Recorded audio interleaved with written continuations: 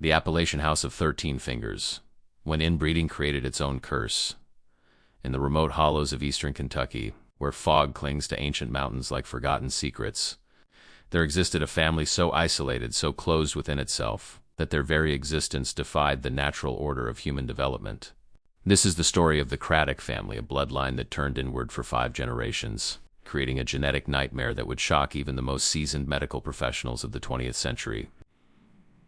It was September 1961 when Dr. Margaret Holloway, a young physician assigned to the Rural Health Initiative in Pike County, Kentucky, first encountered what locals whispered about in hushed tones. The autumn leaves were turning brilliant shades of amber and crimson as her government-issued vehicle struggled up the unmarked dirt path that wound deeper into the Appalachian wilderness. The road, if one could call it that, had not seen maintenance in decades. Tree branches scraped against the sides of her car, and more than once she questioned whether she should continue. But Dr. Holloway was not one to abandon her duty. She had received a concerning letter from Reverend Thomas McAllister, the circuit preacher who served the scattered communities in these mountains. His words had been carefully chosen, almost cryptic, but the urgency was unmistakable. He wrote of a family living in complete isolation, of children who had never seen a doctor, of physical conditions that disturbed him deeply. He did not use medical terms because he did not know them, but his descriptions were enough to make Dr. Holloway pack her medical bag and make this treacherous journey. The Craddock homestead sat in a valley so remote that it seemed untouched by time itself. The main structure was a weathered cabin constructed sometime in the late 1800s, with additions built haphazardly over the years. Smoke rose from a stone chimney, and chickens scattered as Dr. Holloway's vehicle came to a stop. The silence that followed was profound, broken only by the distant call of a crow and the whisper of wind through the pines. She was not prepared for what emerged from that house. The first figure was a woman, perhaps in her 40s, though it was difficult to tell. Her face carried an unusual flatness to it, her eyes set wider apart than normal, giving her an appearance that Dr. Holloway recognized from her medical textbooks as consistent with certain genetic conditions.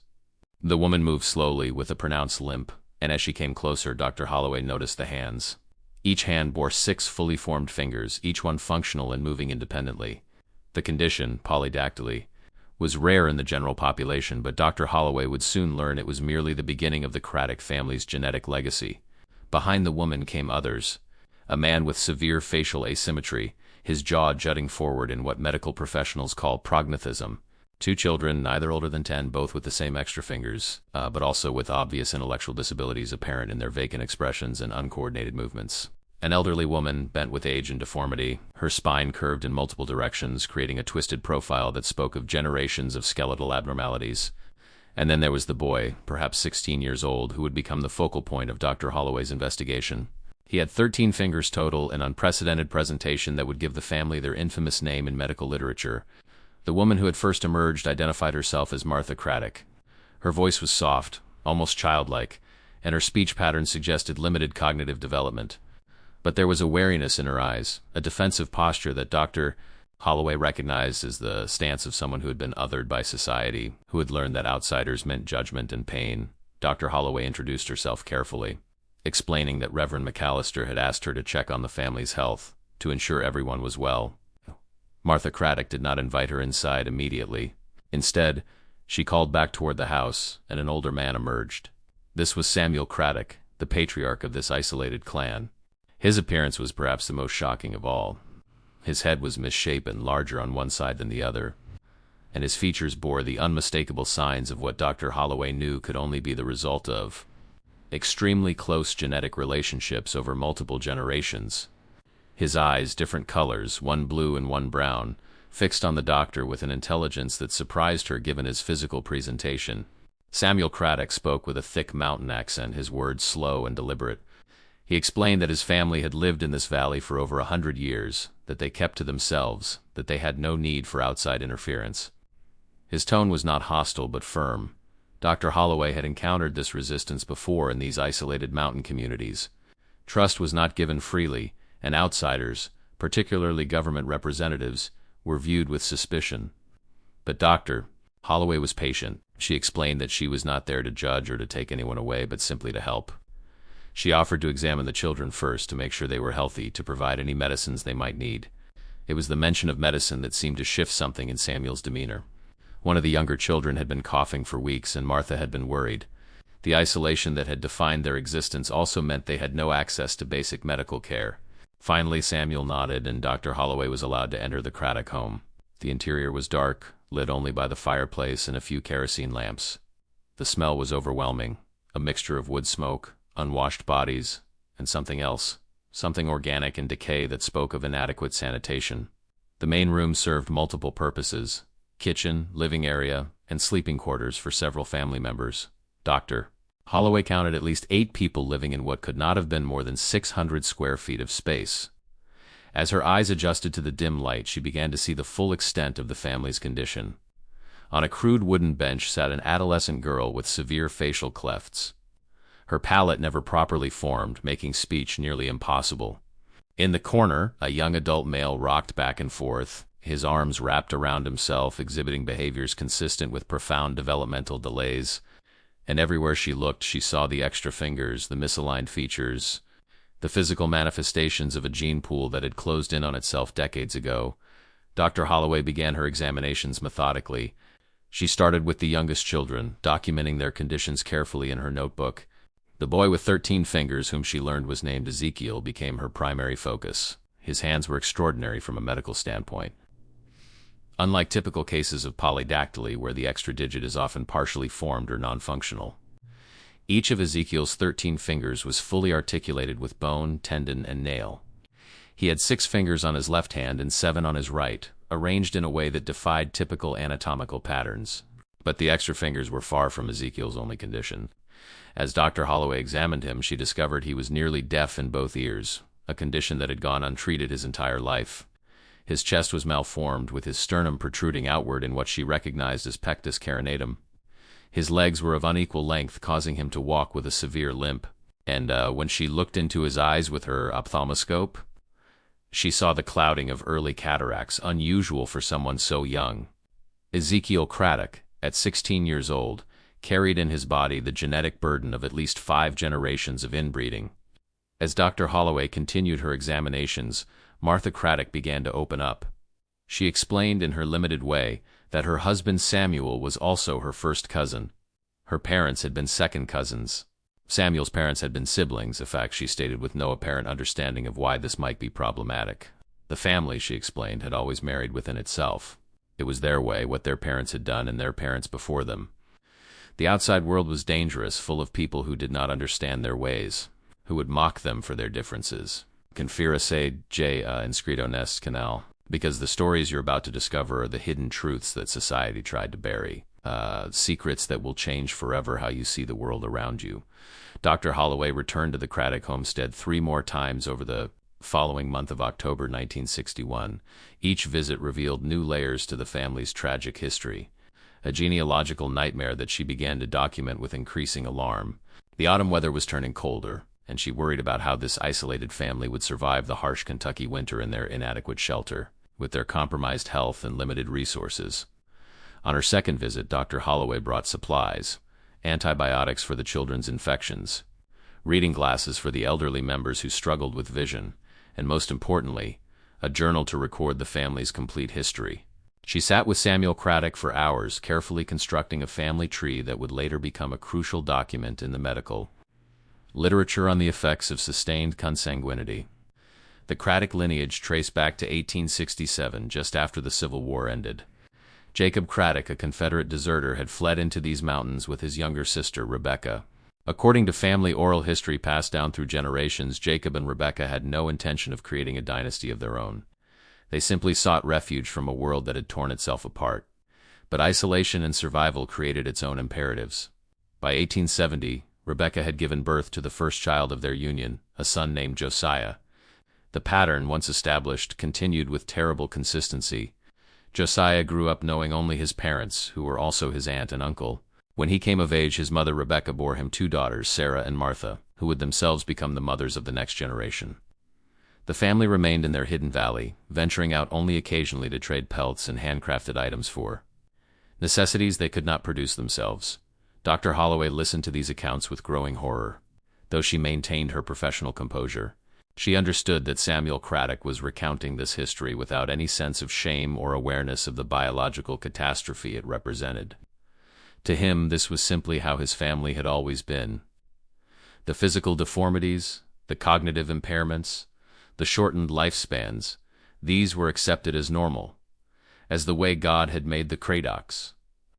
The genetic mathematics were devastating.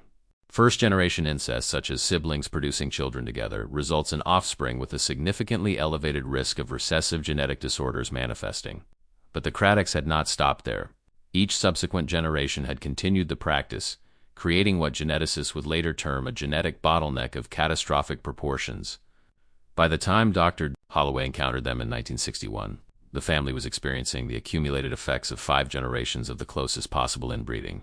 She documented everything meticulously. Samuel's grandmother, who had died just 2 years prior at the age of 48, had been born with fused toes and fingers, a condition called syndactyly. His grandfather had suffered from what was almost certainly untreated hydrocephalus, dying at age 32 when the pressure on his brain became too severe. Samuel's own mother, whom he remembered only vaguely, had died during childbirth at age 26, along with the infant she was delivering. His father had frozen to death one winter when he wandered away from the house during what was likely a seizure, another common occurrence in the family. The current generation living in the house represented what Dr. Holloway believed might be the final chapter of the Craddock bloodline. Martha, at 43, had borne 7 children, but only 4 had survived past infancy. The infant mortality rate in the family was staggering. Samuel could not remember how many siblings he had once had. Some had died so young they were never named. Those who survived often did so with severe impairments. Dr. Holloway's medical assessment of each family member painted a grim picture. 17-year-old Isaiah Craddock, Ezekiel's older brother, suffered from profound intellectual disability and had never developed speech. He communicated through grunts and gestures and required constant supervision to prevent him from wandering into the forest. 12-year-old Ruth had the facial clefts Dr. Holloway had initially observed, along with a heart murmur that indicated probable structural defects in her cardiovascular system. 8-year-old Caleb appeared to be the least affected, though he too had the characteristic extra fingers and showed developmental delays consistent with mild cognitive impairment. The youngest, 5-year-old Abigail, broke Dr. Holloway's heart. The child had been born with her intestines outside her body, a condition called gastroschisis that normally required immediate surgical intervention. Martha had somehow managed to push them back inside and wrap the baby tightly, and miraculously the child had survived. But Abigail's abdomen was grossly scarred and misshapen, and she suffered from chronic digestive problems that caused her constant pain. She was severely underweight and development delayed, unable to walk properly or speak beyond single words. As November arrived and the mountains began their transformation into winter, Dr. Holloway faced a profound ethical dilemma. She had documented one of the most extreme cases of inbreeding-related genetic damage in modern medical history. The Craddock family represented a living laboratory of what happens when the human gene pool contracts to its absolute minimum. But what was her responsibility now? Should she report this to the authorities? Would the family be separated? The children placed in institutions? Would that be mercy or cruelty? She discussed the situation with Reverend McAllister during one of his visits to the area. The elderly preacher had known about the Craddocks for years, but had felt helpless to intervene. He shared that other families in the deeper hollows exhibited similar patterns, though perhaps not to such an extreme degree. The isolation of Appalachian geography had created pockets of intermarriage throughout the region. Small populations where cousins married cousins for generations, where family trees did not branch but folded back on themselves repeatedly. The Reverend expressed what Dr. Holloway had been thinking but was reluctant to voice. The Craddock line was dying out naturally. The severe genetic load meant that most pregnancies ended in stillbirth or early infant death. Those who survived often did not reach reproductive age, and those who did frequently proved infertile or produced offspring with even more severe conditions. Nature, in its harsh way, was correcting the genetic experiment that the Craddock family had become, yet Dr. Holloway could not simply walk away. She began arranging for supplies to be delivered to the homestead, working with local churches to ensure the family would not starve during the winter. She taught Martha basic hygiene practices and left medications for the chronic infections that plagued the household. She even managed to arrange for a local carpenter to make some essential repairs to the cabin before the worst of the winter weather arrived. The relationship between doctor and family had evolved from one of suspicion to trust, though Samuel remained wary of her ultimate intentions. He had agreed to allow her to document the family's history and provide medical care. but he remained firm that they would stay together in their valley, living as they always had. It was during one of these December visits that Dr. Holloway witnessed something that would haunt her for the rest of her career. She had brought Christmas presents for the children, simple toys and warm clothing purchased with her own modest salary. The family had never celebrated Christmas in any formal way, but they accepted the gifts with genuine gratitude. Ezekiel, the boy with 13 fingers, received a harmonica, and his face lit up with a joy that Dr. Holloway had not seen before. But that evening, as she prepared to leave, young Abigail, the 5-year-old with the scarred abdomen, suffered what appeared to be a severe intestinal blockage. The child's screams echoed through the valley as she writhed in agony.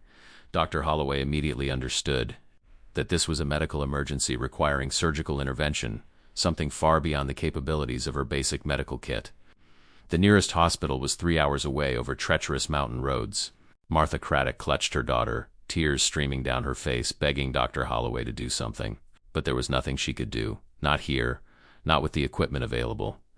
She urged Samuel to let her take Abigail to the hospital, promising that she would ensure the child received the best possible care.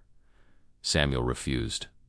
He had heard stories of what happened to mountain children in those places, how they were taken away, how families were torn apart. He would not risk losing his daughter to the outside world, Dr. Holloway pleaded, explaining that without surgery Abigail would die.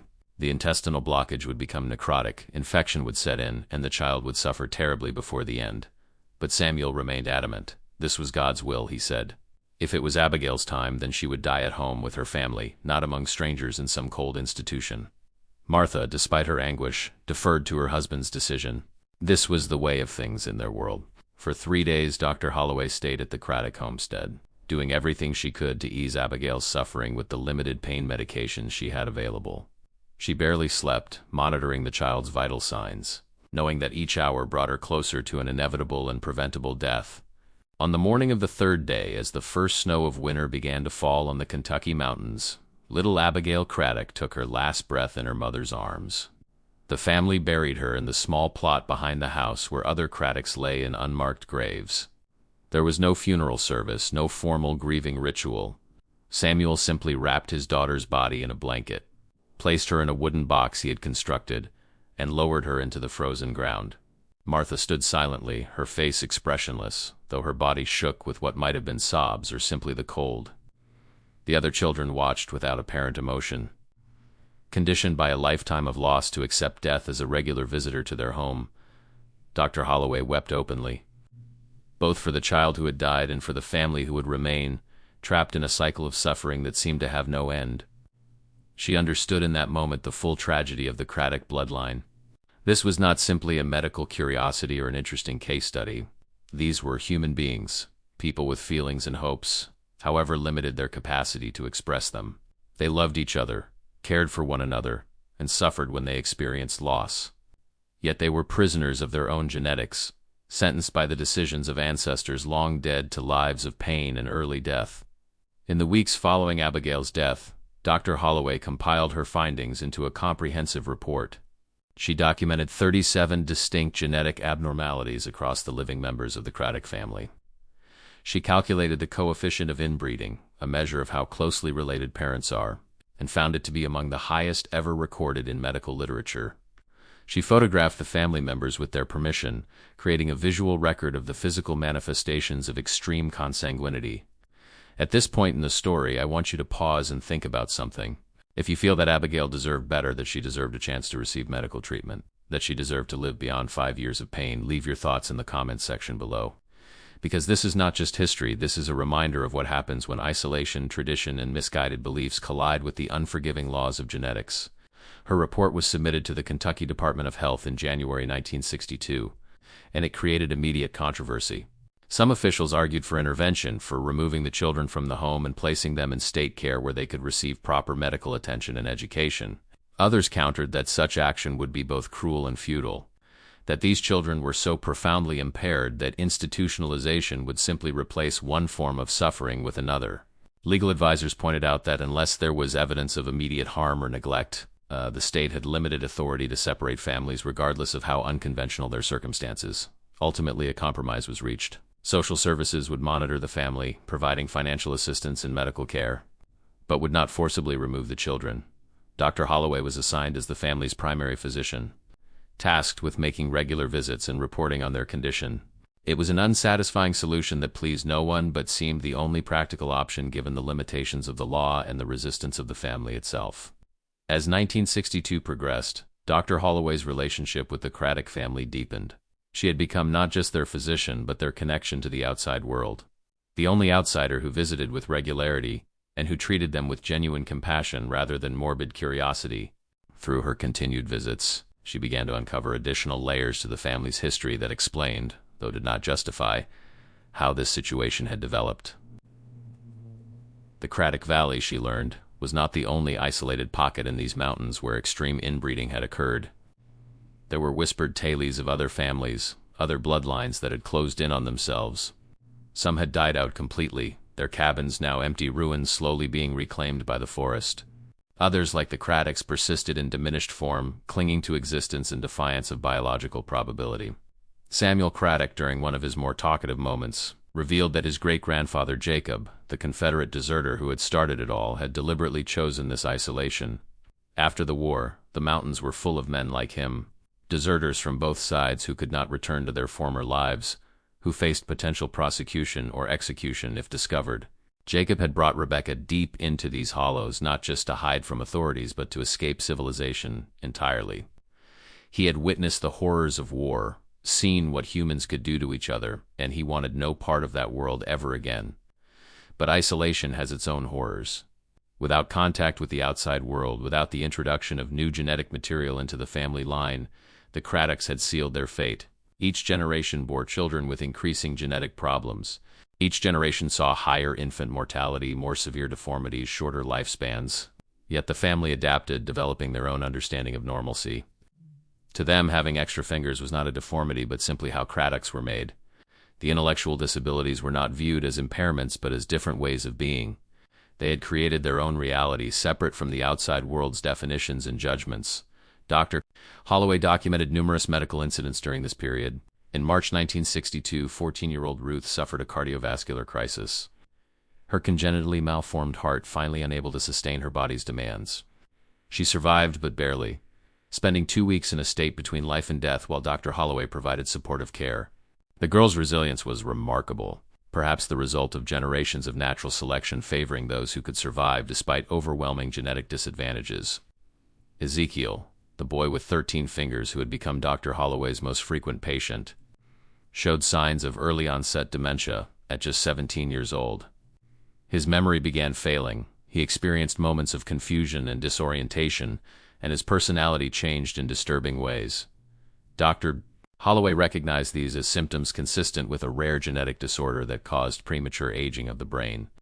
Ezekiel, who should have been in the prime of his youth, was experiencing the cognitive decline of an elderly person. The summer of 1962 brought new tragedy. Martha Craddock, despite being in her mid-40s and already having lost multiple children, became pregnant again. Dr. Holloway counseled strongly against continuing the pregnancy, explaining that Martha's body was too worn down, that the genetic risks were too severe, that another pregnancy could cost Martha her own life. But Martha refused to consider termination. This was God's will, she insisted, and she would carry the child to term or die trying. Throughout the pregnancy, Dr. Holloway monitored Martha's condition closely. The woman's health was poor to begin with, years of inadequate nutrition and repeated pregnancies having taken their toll.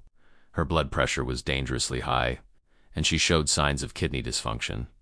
Dr. Holloway urged Samuel to bring Martha to a hospital for the delivery, explaining the very real possibility that complications could arise that she would be unable to handle with her limited equipment. Again, Samuel refused. Craddock babies were born at home, had always been born at home, and that would not change now. In late November 1962, as the first anniversary of Abigail's death approached, Martha went into labor. Dr. Holloway was present, having arranged her schedule to be available around Martha's due date. The labor was long and difficult, lasting nearly 30 hours. Martha's screams echoed through the valley, her body struggling to deliver a child that should never have been conceived. When the infant finally emerged, Dr. Holloway understood immediately why the pregnancy had been so difficult. The baby boy, whom they would name Jacob after the family's founder, was enormous, over 12 pounds, with a skull so large that it had barely passed through the birth canal. But his size was not due to health, but to hydrocephalus, the same condition that had killed Samuel's grandfather. The baby's head was filled with excess cerebrospinal fluid, putting pressure on his developing brain. His features were grotesquely distorted, his eyes unable to open properly, his mouth twisted in a permanent grimace. He breathed with difficulty, his lungs struggling to inflate properly, and his cries were weak and mewling. Dr. Holloway knew that this child, if he survived at all, would never have anything approaching a normal life. The hydrocephalus was severe, and without immediate neurosurgical intervention, the pressure would continue to build, causing irreversible brain damage and eventual death. Even with surgery, his prognosis was grim. She explained this to Samuel and Martha, showing them the visible signs of the baby's condition, trying to make them understand the suffering that lay ahead for their son. Martha, exhausted from the delivery and bleeding more heavily than Dr. Holloway would have liked, held her malformed infant and wept. Samuel stood silently, his misshapen face impossible to read. Finally he spoke. He thanked Dr. Holloway for her help, but asked her to leave. This was a family matter, he said, and they would handle it as they saw fit. Dr. Holloway understood what he meant and felt sick with the knowledge. The family would let nature take its course, would not fight to keep this severely damaged infant alive beyond whatever time God granted him. She left supplies, including pain medications that could ease suffering, and made Samuel promise to call for her if Martha's condition worsened. Then she drove away from the Craddock homestead, the baby's faint cries following her down the mountain. 2 days later, Reverend McAllister contacted her with news she had expected but dreaded. Baby Jacob had died during the night, quietly, in his sleep. Samuel had already buried him next to his sister Abigail in the plot behind the house. The winter of 1962-1963 was brutal in the Kentucky mountains. Snow fell heavily and temperatures plunged below zero for weeks at a time. Dr. Holloway worried constantly about the Craddock family, but road conditions made visiting impossible for long stretches. She arranged for supplies to be delivered when weather permitted, including food, firewood, and medical supplies. Reverend McAllister checked on them when he could, reporting back that they were surviving, though Martha remained weak from her difficult delivery and subsequent loss. When Dr. Holloway finally managed to reach the homestead in late February 1963, she found the family in dire condition. Martha had developed a persistent cough that would not clear, likely pneumonia complicated by her weakened state. Ezekiel's mental condition had deteriorated further. He no longer recognized Dr. Holloway and spoke in confused fragments. Isaiah, the profoundly disabled older brother, had fallen and injured his leg, which had become infected. The wound was oozing and red, spreading infection through his system. Dr. Holloway treated them as best she could, but she knew she was fighting a losing battle. The genetic burden carried by this family was simply too great.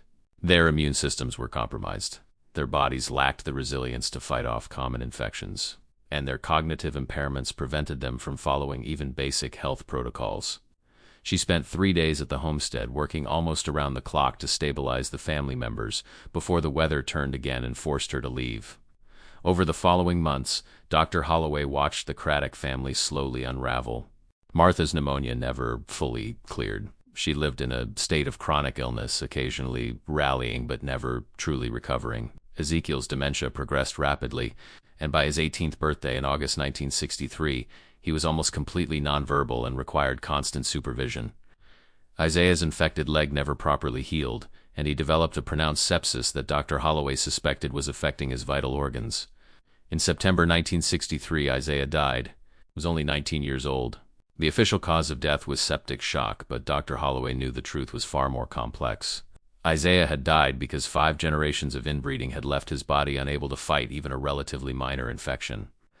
His genetic code had been so compromised, so filled with recessive mutations and chromosomal abnormalities, that his immune system simply could not function properly. She tried to explain this to Samuel, to make him understand that his family's isolation and intermarriage were killing them. But he responded with the same fatalistic acceptance he always showed. This was how things were, how they had always been, how they would continue to be. By early 1964, the Craddock household had been reduced to 5 living members: Samuel, Martha, Ezekiel, Ruth, and Caleb. 3 generations living in that decrepit cabin, each bearing the marks of their corrupted bloodline.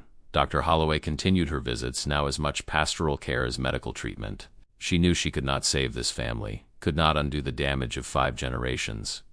The best she could do was ease their suffering and document their decline for posterity, a warning to others about the catastrophic consequences of extreme consanguinity. The medical establishment had taken notice of Dr. Holloway's reports. In June 1964, a team of geneticists from the University of Kentucky requested permission to study the Craddock family. They wanted to collect blood samples, perform detailed genetic analysis, and document the family tree with scientific precision. Dr. Holloway was conflicted about this request. On one hand, the scientific knowledge gained could be valuable, potentially helping other families with genetic disorders. On the other hand, she felt protective of the Craddocks, unwilling to subject them to the clinical scrutiny of researchers who might view them as specimens rather than human beings.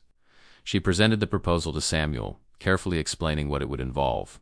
Samuel listened, his mismatched eyes studying her face, then asked a simple question: would it help his family? Dr. Holloway had to be honest. No, she said, it would not change anything for them. The damage was done, written into every cell of their bodies. Samuel refused the request. The Craddocks had lived their lives in isolation, and they would die the same way without becoming curiosities for scientists to study. Martha Craddock died in February 1965, just after her 47th birthday. The chronic respiratory infection that had plagued her for over 2 years finally overwhelmed her weakened body. She died in her sleep, a mercy given how much she had suffered. Her death seemed to break something in Samuel. He had lost his wife, his cousin, his lifelong companion, and with her death he seemed to lose his will to continue. He stopped eating properly, stopped maintaining the homestead, stopped engaging with his surviving children. Ezekiel followed his mother in death just 3 months later, in May 1965. The dementia had progressed to the point where he could no longer swallow properly, and he developed aspirations pneumonia. Dr. Holloway was present when he died, holding his twisted 13-fingered hand as his breathing grew shallow and finally stopped. He was not yet 20 years old. She wept for him, for the life he should have had, for the potential that had been stolen from him by the decisions of ancestors he had never known.